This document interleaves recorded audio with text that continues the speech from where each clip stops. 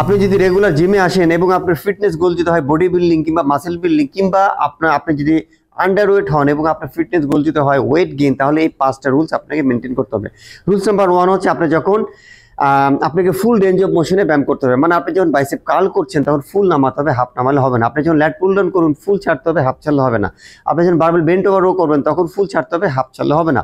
Point number 2 হচ্ছে concentric থেকে eccentric, মানে মাসের স্ট্রেচিংটা কিন্তু খুবই ইম্পর্টেন্ট। আপনি যখন বাইসেপ কার্ল করবেন তখন আপনি ফুল ছাড়বেন, এবং এই যে এটাকে বলা হয় এক্সেন্ট্রিক, এবং এখানে অবশ্যই আপনাকে কিন্তু টেম্পো মেনটেন করতে হবে। মানে আপনি যখন ছাড়বেন তখন 3 থেকে 4 সেকেন্ডে ছাড়বেন, 2 সেকেন্ড মাসেল স্ট্রেচ করবেন, 1 সেকেন্ডে উঠে আসবেন।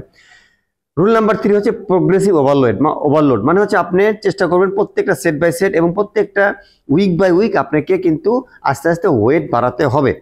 পয়েন্ট নাম্বার 4 হচ্ছে আপনাকে কনসিস্টেন্সি মেনটেন করতে হবে। মানে প্রতিদিন আপনি সপ্তাহে 4 দিন করেন কিংবা 6 দিন করেন, আপনাকে রেগুলার এই কনসিস্টেন্সি মেনটেন করতে হবে। এবং রুল নাম্বার 5 মোস্ট ইম্পর্টেন্ট, সেটি হচ্ছে আপনি যদি আপনার ওয়ার্কআউট রেপিটেশন যদি হয় 8 থেকে 10টা, তাহলে আপনি চেষ্টা করবেন 10টার পরে আরো 2টা 3টা, মানে টু দ্য ফেলিওর লাস্ট সেটে এটা করার চেষ্টা করবেন। এই 5টা হ্যাক বা এই 5টা রুলস যদি আপনি মেনটেন করেন, তাহলে আমি বলবো আপনি খুব দ্রুততম সময় একটা ভালো রেজাল্ট দেখতে পাবেন।